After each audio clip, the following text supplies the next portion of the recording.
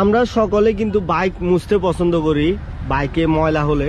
তো সাধারণত আমরা কি করি, এই ধরনের বিভিন্ন ছেঁড়া কাপড়গুলা ব্যবহার করে থাকি মোছার জন্য। কিন্তু এগুলা যখন ব্যবহার করবেন, গাড়ির মধ্যে মোছা দিবেন, তো তখন আপনারা যদি গাড়ির মধ্যে ময়লা থাকে ওইগুলা কিন্তু ঘষার কারণে বাইকের রং উঠে যায়। তো আমরা এটি সমাধানের জন্য কি ব্যবহার করতে পারি, এরকম কিছু কাপড় আছে আপনারা দোকানে বিক্রি করে 80-90 টাকা 100 টাকা, যার থেকে যা পারেন এই ধরনের কাপড়গুলো কিন্তু ব্যবহার করতে পারেন।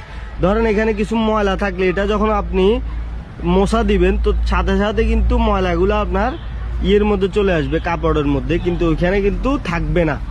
তো এগুলো কিন্তু ওই মোছার সময় ঘষার কারণে কিন্তু আপনার রং ওঠার সম্ভাবনা থাকে না। কিন্তু এটি একটি সমস্যা, এই কাপড়টি প্রায় সময় কিন্তু চুরি হয়ে যায়।